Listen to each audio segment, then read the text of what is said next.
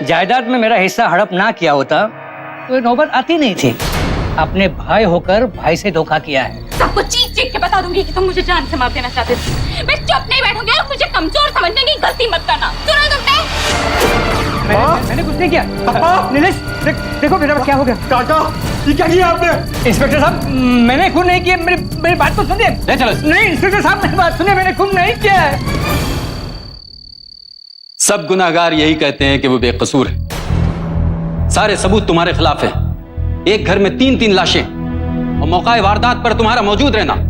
अपना गुनाह कबूल कर लो, वरना मेरे पास और भी तरीके हैं सच उगलवाने के।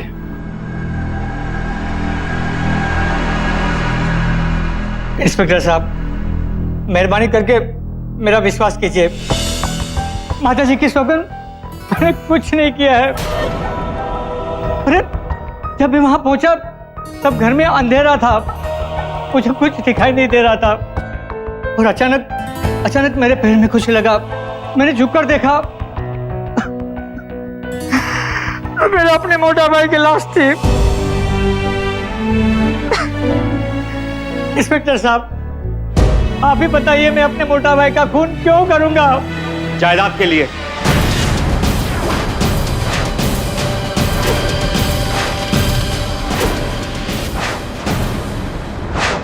जायदाद के लिए आपने मेरे पूरे परिवार की बलि चढ़ा दी। नहीं बेटा विश्वास करो मुझ पर, मैंने कुछ नहीं किया है। किस बात का विश्वास? किस बात का विश्वास? आपके और बाबा के बीच जायदाद को लेकर रोज झगड़ा होता था और पिछली बार आपने धमकी भी दी थी, जायदाद न मिलने पर पछताओगे। नहीं बेटा ऐसा मत बोलो, सच में माता जी जोकर मैंने कुछ नहीं किया, विश्वास करो मुझ पर। एक ही घर के 3 लोगों की दर्दनाक हत्या। हत्यारे के निशाने पर सबसे पहले आई एक गर्भवती महिला, जिसे बालकनी से धक्का देकर मार डाला गया। मौका वारदात पर एक बुजुर्ग पति पत्नी की लाश को देखकर पुलिस सन्न रह गई। एक आरोपी को तो वहीं से गिरफ्तार कर लिया गया, लेकिन यह आरोपी लगातार कह रहा था कि वो बेगुनाह है। आखिर क्या था राज इस तिहरे हत्याकांड का? क्यों इस घर के 3 लोगों की निर्ममता से हत्या कर दी गई? क्या यह प्रॉपर्टी का झगड़ा था या फिर किसी और बड़ी साजिश का आगाज? अच्छा आज तो वकील साहब को भी लेकर आए हो, मतलब कि अब घर की लड़ाई कोर्ट कचहरी में सुलझेगी। मोटा भाई जायदाद में मेरा हिस्सा हड़प ना किया होता तो ये नौबत आती नहीं थी, लेकिन आपने अपने भाई होकर भाई से धोखा किया है।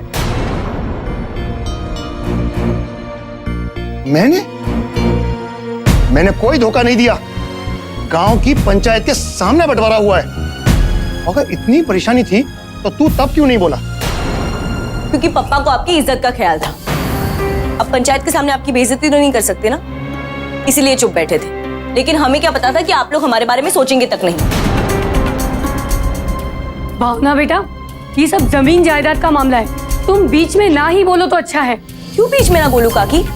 मेरा कोई सगा भाई नहीं है ना, इसलिए आप लोग ये सब कर रहे हैं। लेकिन मैं चुप नहीं बैठने वाली, अपने पप्पा का पूरा साथ दूंगी और आप लोगों से अपना हक लेकर रहूंगी। हक? किस हक की बात करती हो भावना? गांव की जमीन में आधा हिस्सा दे दिया। 250 एकड़ में से 125 एकड़ तुम्हारे पापा को नहीं दिए। सारे पैसे का बंटवारा हो गया। 6 करोड़ में से 3 करोड़ तुम्हारे पापा को दे दिए। और बिजनेस वो तो आपने अकेले हड़प लिया ना। बिजनेस मैंने शुरू किया और अपनी मेहनत से उसे आगे बढ़ाया। तुम्हारे पापा ने उसमें किया क्या है जो उनको पैसे दूं? पैसा दूं मतलब?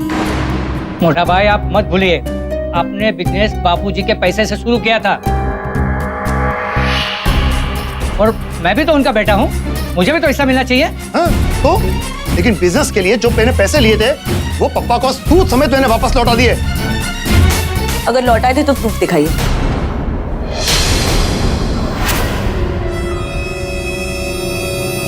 गेट पर की होकर और मुझसे जुबान लड़ाती है। मैं तुझे सबूत दिखाऊं? निकल जाओ, अभी के अभी यहाँ से बाहर निकल जाओ। मोटा भाई आप ठीक नहीं कर रहे हो, इसका अंजाम अच्छा नहीं होगा। नहीं छोड़ूंगा मैं, और मेरा हक मारकर आप पछताओगे, भुगतना पड़ेगा आपको। और फिर मत कहिएगा कि मैंने आपको आगाह नहीं किया था। श्याम जी भाई चलिए और सोच समझ के बोला कीजिए, ये बात आपके खिलाफ जा सकती है। जा सकती है तो जाए, देख लूंगा इनको मैं। चलिए पापा, अब इन लोगों को हम कोर्ट में देखेंगे। एक पैसा नहीं दूंगा, तुम लोगों से जो हो सके वो कर लो, मैं किसी से डरने वाला नहीं हूं। एक बात और, आज के बाद अपनी शक्ल मत दिखाना। हाँ नहीं दिखाएंगे शक्ल, लेकिन एक बात याद रखिएगा मोटा भाई, मैं चुप नहीं रहूंगा। अब आपके हक में ठिकाने पर लगा के ही रहूंगा, नहीं छोड़ूंगा अपना हक।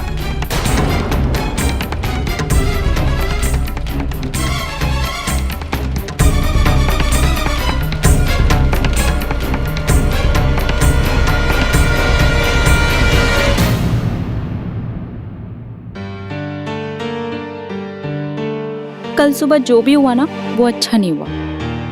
तो अब कर भी क्या सकते हैं? आप पापा से बात क्यों नहीं करते? बिजनेस में जो भी पूंजी लगी है उसका 50% काका को दे दें, सारा झगड़ा ही सॉल्व हो जाएगा। देखो जगना, पप्पा की कोई गलती नहीं है, ये सब किया जा रहा है उस भावना का। वो सोशल एक्टिविस्ट बनती है ना अपने आप को, उसी की जिद की वजह से पप्पा काका के बीच झगड़ा हुआ। भावना तो बच्ची है, उसकी बात का क्या बुरा मानना। पप्पा जी और काका भी तो बच्चों की तरह लड़ते हैं। लगता है मुझे ही कुछ हिम्मत करनी होगी। देखो काका का फोन इनके लिए। हेलो, हाँ हाँ कोई प्रॉब्लम नहीं है। हाँ मैं हूं ना, देखो हाँ हाँ ठीक है, अरे मैं देख लूंगा। ओके। क्या हुआ, कुछ परेशान लग रहे हैं? नहीं नहीं कोई बात नहीं। ओह मैं भूल गई, आज तो वर्षा आने वाली है ना खाने पर। उसे क्या पसंद है खाने में? पनीर बना लो, शी लाइक्स पनीर। ठीक है, किचन में बहुत काम है, मैं जाती हूँ।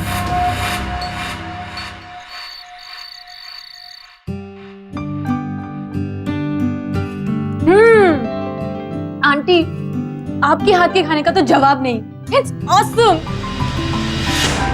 अरे भाई, ये खाना मैंने नहीं बनाया, ये पूरा खाना जिग्ना ने बनाया है। ये तो मुझे कुछ काम ही नहीं करने देती। लगता है थोड़े दिन में मेरे शरीर को जंग लग जाएगा।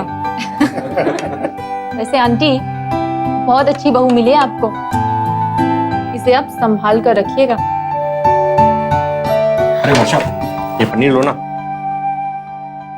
अरे बस बस नीलेश, मोटी हो जाऊंगी मैं।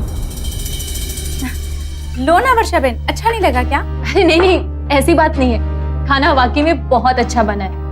और वैसे भी खाना आपने जो बनाया है तो अच्छा तो होना ही था।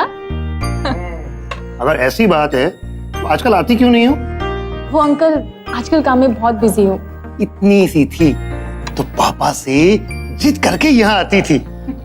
आखिर मैं भी तो तुम्हारे पिता समानी तो हूं ना, और ये घर भी तो तुम्हारा ही है। कभी कभी आ जाया करो, हम सबको बहुत अच्छा लगता है। ऐसा मत कहिए अंकल, वरना मैं हमेशा के लिए इसी घर में रहने के लिए आ जाऊंगी। तो ठीक है नीलेश, तू अभी के अभी जा और वर्षा का सारा सामान लेकर यहाँ पर आ। अरे नहीं नहीं अंकल, मैं तो बस मजाक कर रही थी। लेकिन मैं सीरियसली बोल रहा था।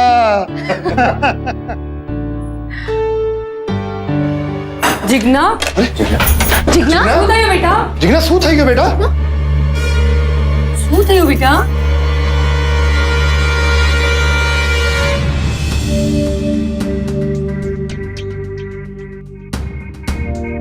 क्या हुआ वर्षा बेटा, सब कुछ ठीक तो है ना? हाँ क्या हुआ बेटा? हाँ आंटी, सब कुछ नॉर्मल है। आपके लिए खुशखबरी है। खुशखबरी? कैसी खुशखबरी बेटा? अंकल जी, आप दादा बनने वाले हैं। अरे तुम्हें अंदाजा ही नहीं है बेटा, तुमने कितनी बड़ी खुशखबरी दी है। ये लो बेटा शगुन। अंकल, इसकी क्या जरूरत है? अरे रखो बेटा, अरे ये तो रिवाज है, और तुमने तो हमें इतनी बड़ी खुशखबरी सुनाई है। रखो बेटा।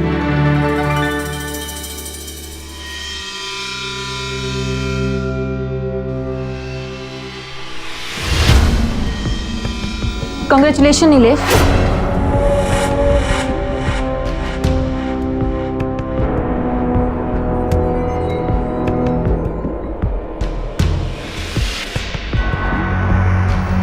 Many congrats.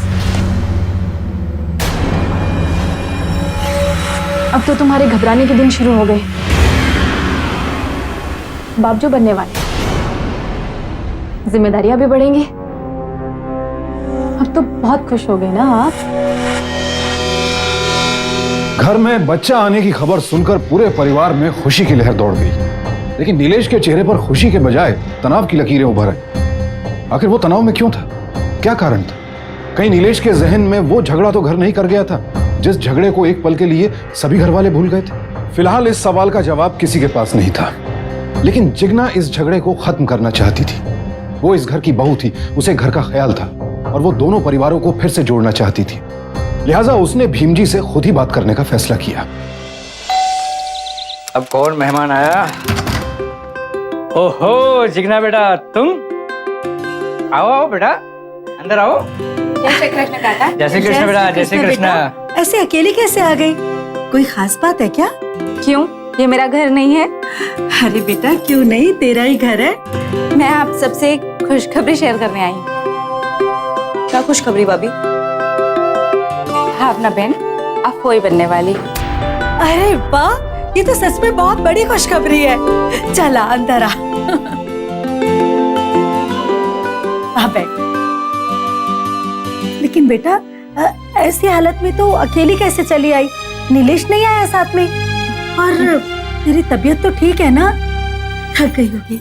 मैं बिल्कुल ठीक हूँ काकी, उनको कुछ काम था इसलिए मैं अकेली आ गई। अब मैंने इतनी बड़ी खुशखबरी सुनाई है काका, तो आप मेरी एक बात मानेंगे ना? हाँ क्यों नहीं, आज तो बेटा तुम जो बोलोगी वो तुम्हें मिलेगा, प्रॉमिस। पहले आप लोग मुंह मीठा कीजिए। हाँ क्यों नहीं।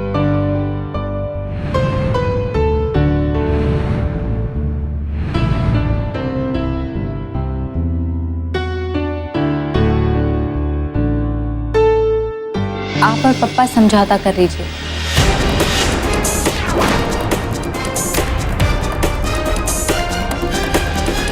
वाह भाभी, अब समझ में आया कि आप यहाँ क्यों आई।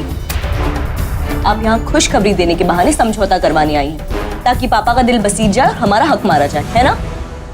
नहीं भावना, मैं बस इतना चाहती हूँ कि दोनों परिवार जुड़ जाएं, एक होकर रहें।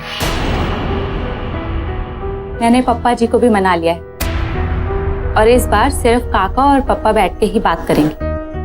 फिर देखना, सारे झगड़े हमेशा के लिए खत्म हो जाएंगे और हमारे आने वाली पीढ़ी को हमारे रिश्तों में प्यार दिखेगा, ना कि दहशत। ये क्या बोल रही हो तुम? और पापा, आप वहां बिल्कुल नहीं जाएंगे। देखो भावना, कल को तुम्हारी शादी होगी, क्या तुम नहीं चाहोगी कि तुम्हारा भाई तुम्हारे ससुराल वालों का स्वागत करे? काका, मैं जानती हूँ कि आप भी सुलह ही चाहते हैं और इस बार मेरा दिल बोल रहा है कि सब कुछ पहले जैसा हो जाएगा।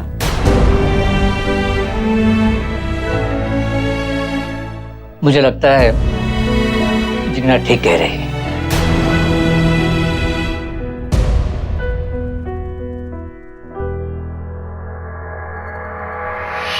अक्सर घर के बुजुर्ग जो काम अपने अहम की वजह से नहीं कर पाते हैं, वो कई बार घर के छोटे कर जाते हैं। जिग्ना की कोशिशों से पारेख परिवार के फिर से एक हो जाने की पूरी उम्मीद थी। जिग्ना का यह कदम काबिले तारीफ था, क्योंकि उसने वो कर दिखाया था जिसके बारे में परिवार के किसी सदस्य ने सपने में भी नहीं सोचा था। दोनों भाइयों को समझौते के लिए राजी करना कोई आसान काम नहीं था और जाहिर है नए मेहमान के आने की खुशी ने पारेख परिवार को फिर से जुड़ने का एक मजबूत मौका दिया था। पर जिग्ना के इस नेक कदम से उसका पति बेखबर था। अरे आज घर में दावत है क्या? हाँ, काका काकी और भावना आ रहे हैं। तो इतनी खातिरदारी क्यों? वैसे भी कौन सा खाना खाने वाले? आज वो होने वाला है जो एक अरसे से नहीं हुआ। काका और पप्पा जी मेरे कहने पर समझौता कर रहे हैं और सारी बात साफ होने के बाद पूरा परिवार एक अरसे के बाद साथ में बैठ के खाना खाएगा। मुझे तो नहीं लगता। Anyways, wish you luck. अच्छा जिग्ना, मुझे थोड़ी भूख लगी है तो चाय नाश्ता बनवा दो, मैं नहाने जा रहा हूँ। ठीक है? ठीक।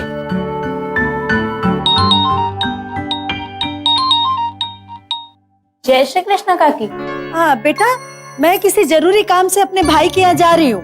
तेरे काका समय से आ जाएंगे। मैं और भावना थोड़ी देर से पहुंचेंगे। जी काकी, जल्दी आइएगा। बेटा रुक जरा, भावना तुझसे कुछ बात करना चाहती है, रुक जा। ले। हेलो जिग्ना बहन, वो आई एम रियली सॉरी, पता नहीं आपसे गुस्से में क्या क्या कह दिया, लेकिन आज सबसे माफी मांग लूंगी मैं।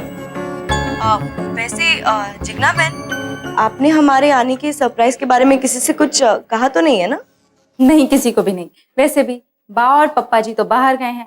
हाँ, अभी नीलेश आए थे और खाने की इतनी सारी तैयारी को देख के वो चौंक गए, तो मुझसे भी रहा नहीं गया, बस उन्हें बताया। अच्छा ठीक है, फिर शाम को मिलते हैं। हाँ, बाय। ठीक है। जिग्ना बेहद खुश थी। भीम जी और श्याम जी के समझौते से दोनों भाइयों के बीच की दूरियां खत्म होने जा रही थी। सब कुछ अच्छा होने की पूरी उम्मीद थी। ऐसा लग रहा था कि अब सब ठीक हो जाएगा, लेकिन कई बार जिंदगी एक ऐसी उल्टी चाल चलती है जो कल्पना से भी परे होती है। दोनों परिवारों के मिलन की ये रात एक खौफनाक हादसे की रात बन गई।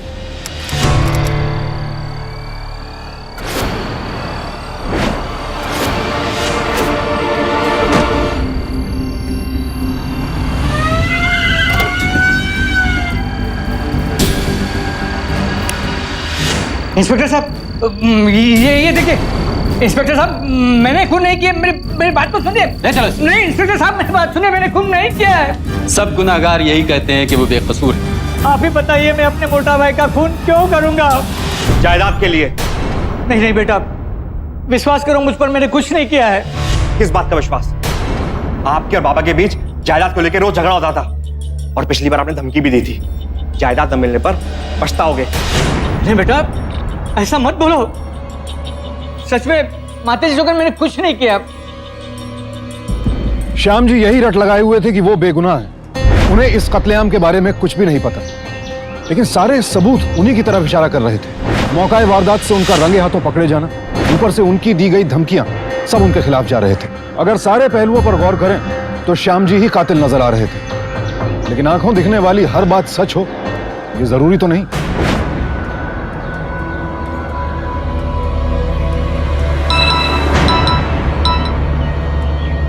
कितना टाइम लगा ये कॉल करने में? ठीक है, मैं भी आता हूं। अब रोकर क्या होगा? अब जो नसीब में था वो तो होना ही था। ऐसा कुछ नहीं होगा, मैं वकील से बात कर रही हूँ ना कोई रास्ता जरूर निकल आएगा। कोई फायदा नहीं होगा बेटा, अब कुछ नहीं हो सकता। मुझे सजा होनी है, वो होकर रहेगी। अरे चुप हो जाओ माँ। पापा, मैं कोई ना कोई रास्ता जरूर ढूंढ लूंगी, लेकिन एक बात का ताज्जुब हो रहा है मुझे। आप तो वहां मोटा काका से बात करने गए थे ना, फिर ये सब हुआ कैसे? ये बात तो मेरी समझ में भी नहीं आई है बेटा। किसी ने मेरे साथ ऐसा क्यों किया? और मैंने किसी को कुछ बताया भी तो नहीं था कि मैं वहां जाने वाला हूं। सोचा था कि मोटा भाई से मिलूंगा, शांति से बात करूंगा और सारा झगड़ा मिट जाएगा। आपने हमारे आने के सरप्राइज के बारे में किसी से कुछ कहा तो नहीं है ना?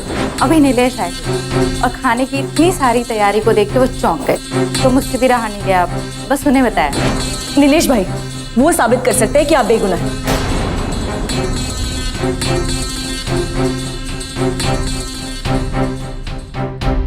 तारा, नीलेश भाई घर पर नहीं है? नहीं दीदी, वो अभी अभी कुछ देर पहले निकल गया। अब तो वो ज्यादा टाइम घर पे भी नहीं देते। रोज खाना बना करके जाती हूँ और वैसे का वैसे ही कचरे के डब्बे में चला जाता है। कुछ बताकर गए? कहाँ गए? कुछ बताकर भी नहीं जाते, लेकिन हाँ कुछ दिनों से वर्षा दीदी का फोन आता है और कभी कभी वो भी आ जाती है। आज भी उनका ही फोन आया था, शायद वो वहीं गए होंगे। अगर कोई मैसेज है तो बता दीजिए। नहीं कोई बात नहीं, चलो।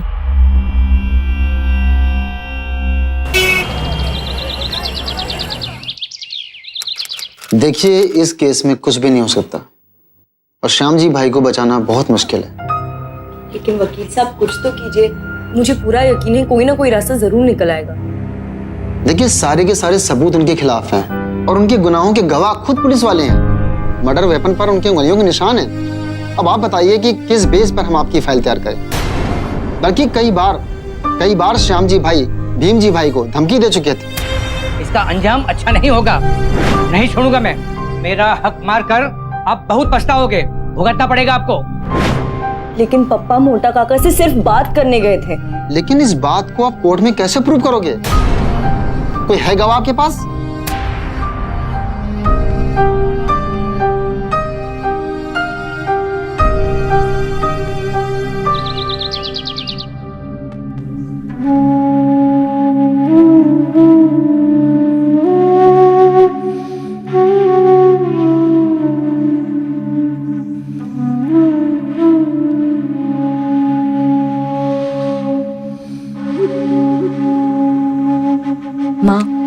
आज मैं वो नीलेश भाई से मिलने गई थी। सोचा उनसे बात करके पापा की गवाही देने के लिए मना लूं, लेकिन वो घर पर नहीं थे। वो जिग्ना भाभी ने बताया था ना कि उस रात को हमारे आने के बारे में उन्होंने सिर्फ नीलेश भाई को बताया था।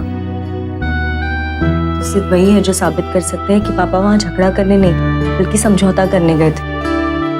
मुझे नहीं लगता कि नीलेश मानेगा। उसी ने तो तेरे पापा के खिलाफ इल्जाम लगाया है।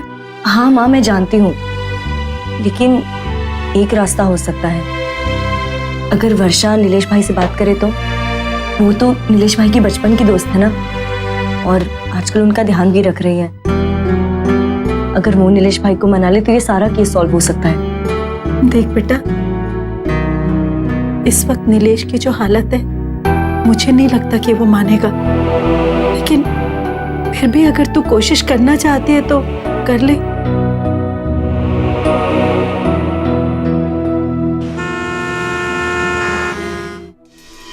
Wow Nilesh, I am so happy. ऐसा लगता है कि मैं बिना पंख के उड़ रही हूँ।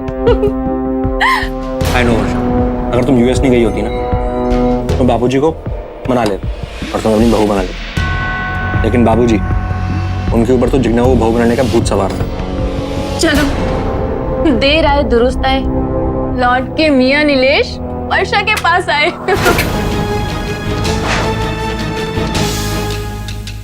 चीयर्स।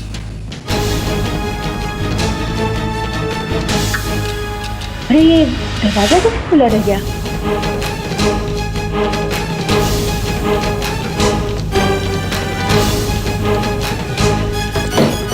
क्या?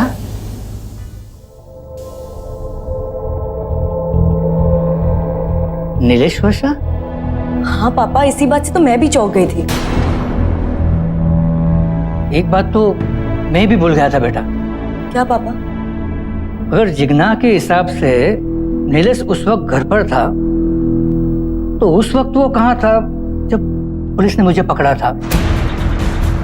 और वो तो बाहर से आया था। और हैरानी की बात तो ये है कि इतने सही वक्त पर कोई कैसे पहुंच सकता है वहां? अपने माता पिता और पत्नी की निर्मम हत्या के बाद इतनी जल्द नीलेश का वर्षा के साथ यूं मेलजोल बढ़ाना भावना को खटक रहा था। क्या उसे अपने माता पिता, अपनी पत्नी और होने वाले बच्चे को खोने का बिल्कुल गम नहीं था?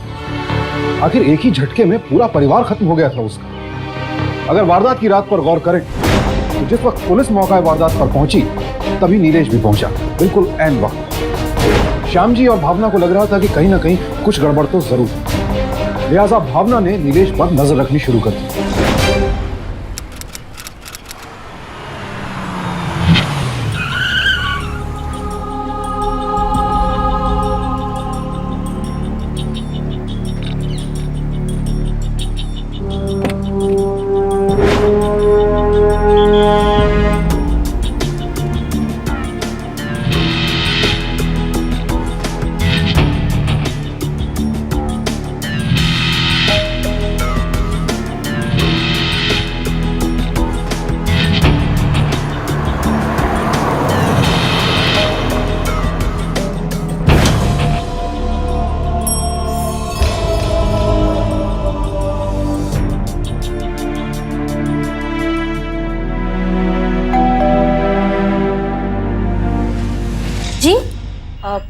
वर्षा घर में है? जी नहीं, वो तो अभी भी बाहर गई है।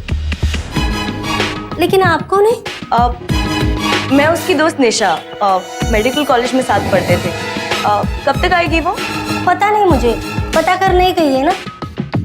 ठीक है, तो मैं वेट कर लूँ। जी नहीं, वो नीलेश साहब के साथ गई है ना, तो लेट ही आएगी ना। वर्षा ने शादी कर ली और मुझे बताया तक नहीं। शादी? नहीं मैडम, शादी तो नहीं हुई उनकी, लेकिन बहुत जल्द हो जाएगी नीलेश साहब के साथ उनकी शादी। हाँ? मैं उनको बोल दूंगी। हाँ? नहीं नहीं ठीक है, मैं फिर आ जाऊंगी। वर्षा के घर में काम करने वाली बाई की बात सुनकर भावना के पैरों तले से जमीन खिसक गई। उसे शक हो गया कि हो ना हो नीलेश इस कत्ल का अहम राजदार है और बेहद मुमकिन है कि इस गहरी साजिश का सीधा सीधा ताल्लुक नीलेश से हो। लिहाजा श्याम जी और भावना ने पूरी बात इंस्पेक्टर को बताई। ठीक है, तो मैं वेट कर लूँ। जी नहीं, वो नीलेश साहब के साथ गई है ना, तो लेट ही आएगी ना। वर्षा ने शादी कर ली और मुझे बताया तक नहीं। नहीं मैडम, शादी तो नहीं हुई उनकी, लेकिन बहुत जल्द हो जाएगी नीलेश साहब के साथ उनकी शादी।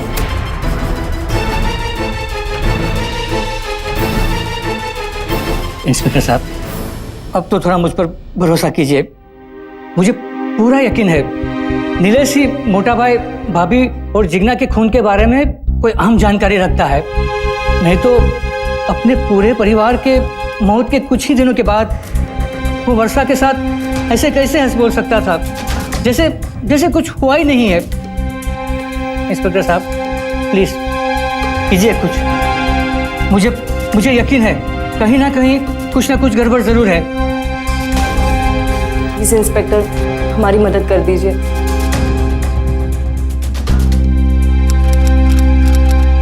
आइए नीलेश जी, आपने एप्लीकेशन दी थी।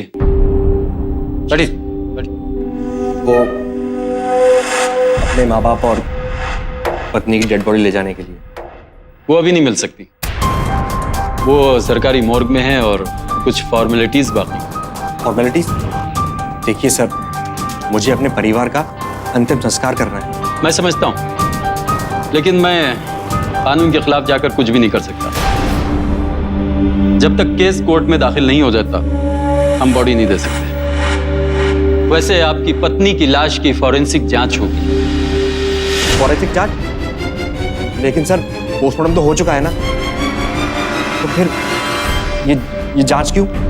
आपकी पत्नी की मुट्ठी में कुछ है। शायद आपकी पत्नी की मुट्ठी में कातिल का कोई सुराग हो। फॉरेंसिक रिपोर्ट के मुताबिक हो सकता है हमें कोई पुख्ता सबूत मिल जाए जिससे कोर्ट में केस दाखिल करने में आसानी हो जाए। सबूत? सर खूनी आपके सामने है और आप लोग खुद चश्मदीद गवाह हैं। सर अब कौन सा सबूत चाहिए आपको? सर कभी कभी आंखों को भी धोखा हो जाता है। कल सुबह फॉरेंसिक टीम अपनी रिपोर्ट दे देगी, उसके बाद केस अदालत में सबमिट हो जाएगा, फिर आप आ जाइएगा। ठीक है?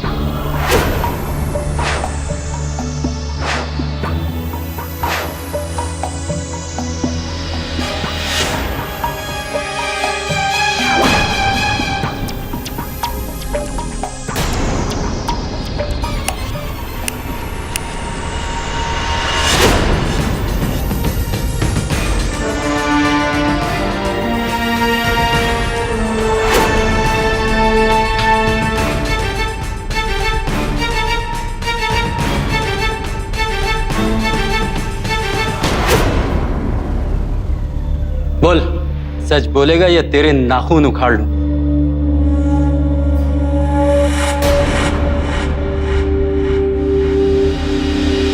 नहीं इंस्पेक्टर साहब, मैं बताता हूँ।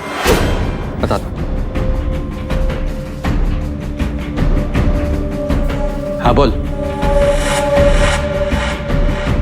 मैं और वर्षा बचपन के दोस्त थे और ये दोस्ती प्यार में बदलती तब तक बहुत देर हो चुकी थी। हमें एक दूसरे की फीलिंग का एहसास तब हुआ जब वर्षा यूएस गई थी डॉक्टरेट करने, और यहाँ बाबूजी ने अपने करीबी दोस्त की बेटी जिग्ना से मेरी शादी तय कर दी। जिग्ना बहुत अच्छी पत्नी और बहू थी, लेकिन वर्षा के यूएस से आने के बाद मेरा झुकाव वर्षा की तरफ ज्यादा हो गया। और वक्त के साथ साथ वर्षा का भी। वर्षा हमारे रिलेशन को लेके बहुत पॉजिटिव हो गई थी। बात यहाँ तक आ गई थी कि वो मुझे और जिग्ना को साथ देखना भी नहीं चाहती थी। और फिर उस दिन जब उसे पता चला कि जिग्ना प्रेग्नेंट है तो जिग्ना की प्रेगनेंसी वर्षा के लिए बहुत बड़ा धोखा था। सबके सामने तो अपने को सच छुपा रही थी, पर वो इस बात को टॉलरेट नहीं कर पाई थी। मुझे डर था कि वो पागलपन में कुछ करना बैठे, इसीलिए जब मैं उसके घर गया तो वर्षा, वर्षा ये क्या कर रही हो? वर्षा देखो, फेंक दो इसे, चोट लग जाएगी। वर्षा क्यों फेंक दो? मुझे इसकी जरूरत है। मुझे अपनी जिंदगी जो खत्म करनी है। नहीं नहीं वर्षा, देखो ऐसा नहीं बोलते। तुम मेरे लिए बहुत इंपॉर्टेंट हो, लाइफ हो मेरी। किसी को मेरी जरूरत नहीं है और अब मुझे जिंदगी की जरूरत नहीं है, इसीलिए मैं अपनी जिंदगी खत्म कर देना चाहती हूँ। वर्षा प्लीज जाओ, जिग्ना के पास जाओ। अब तो तुम बाप बनने वाले हो ना, और मैं तुम दोनों के बीच नहीं आना चाहती, इसीलिए मैं अपनी जिंदगी खत्म कर देना चाहती हूँ। वर्षा मैं सिर्फ तुमसे प्यार करता हूँ, सिर्फ तुमसे, अपनी वर्षा से प्यार करता हूँ। सच वर्षा, बहुत प्यार करता हूँ तुमसे। झूठ, झूठ, हमेशा तुम मुझसे झूठ बोलते हो। वर्षा मैंने कब झूठ बोला? क्यों तुमने मुझसे नहीं बोला कि तुम्हारे और जिग्ना के बीच कुछ भी नहीं है? और अगर तुम दोनों के बीच कुछ भी नहीं है तो ये बच्चा कहां से आया? आसमान से आया या फिर जमीन से निकला? देखो वर्षा, हो गई गलती, माफ कर दो मुझे। वर्षा प्लीज। वर्षा देखो, अगर तुमने माफ नहीं किया ना तो अपना गला काट लो।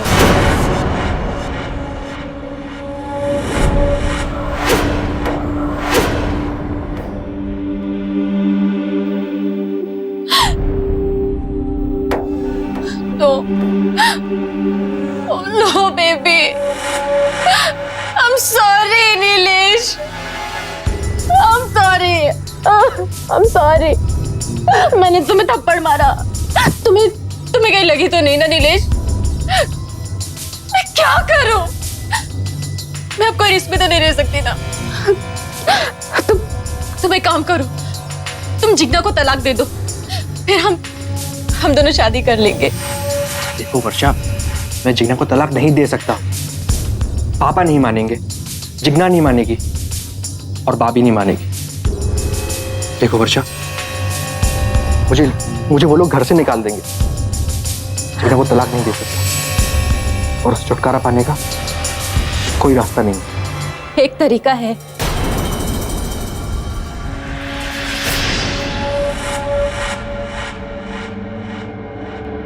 मार दो जिग्ना को।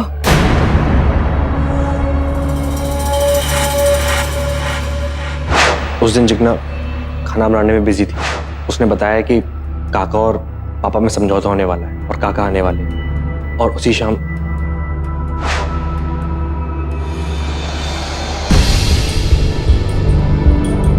चाय बाहर रख दे, निकलना तो पी लेना। मैं किचन में जा रही हूँ, बहुत काम है।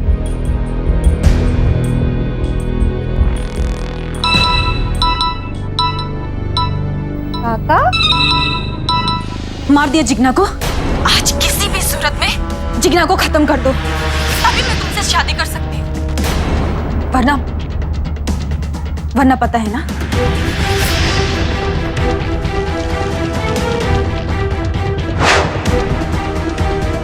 हेलो, हाँ कोई प्रॉब्लम नहीं। क्या हुआ? किसका फोन था?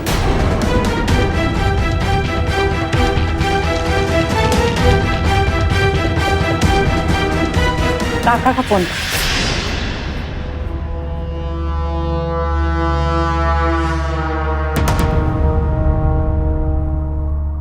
देखो जिग्ना, ये पागल है, कुछ भी बकती है। वो मुझे तुम समझ के बात कर रही थी। तुम दोनों लोगों ने मुझे मार देने का प्लान बनाया ताकि तुम उससे शादी कर सको।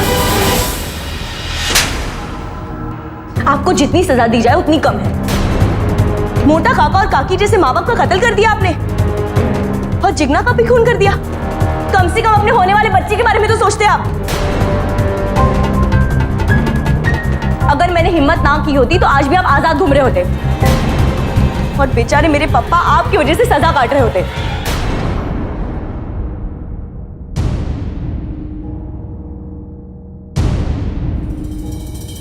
नीलेश के इकबाले जुर्म के बाद वर्षा को भी गिरफ्तार कर लिया गया। ये केस इंसानी रिश्तों पर एक बदनुमा दाग है। अनैतिक संबंधों के कारण किया गया ये कुकर्म बेहद शर्मनाक है। इसकी जितनी भी निंदा की जाए कम है, लेकिन सिर्फ निंदा करना इसका समाधान नहीं है। सबसे आसान समाधान तो है कि हमें अपनी नैतिकताओं की हद में जीना सीखना होगा। पिछले साल एसोसिएटेड प्रेस द्वारा जारी किए गए आंकड़ों के अनुसार 41% विवाहित लोगों ने अपने जीवन साथी के अलावा किसी और व्यक्ति के साथ शारीरिक या मानसिक संबंध होने की बात स्वीकार की। ये आंकड़े हमें इस मामले की तरफ सचेत होने का इशारा करते हैं। हमें रिश्तों की अहमियत को समझना चाहिए, सजग होना चाहिए। विश्वास की नींव पर टिके शादी जैसे बंधन को तोड़कर किसी गलत रिश्ते की ओर कदम बढ़ाना हमेशा बुरा नतीजा ही सामने लाता है। इसका हश्र हमेशा दर्दनाक होता है। जरूरत है सही और गलत का फर्क समझने की। सतर्क रहिए, सावधान रहिए, सुरक्षित रहिए। अब मैं सुशांत सिंह आपसे विदा लेता हूं। कल फिर मुलाकात होगी ऐसी ही एक और अनूठी बेमिसाल कहानी के साथ। देखते रहें सावधान इंडिया, सो फाइट बैक्स।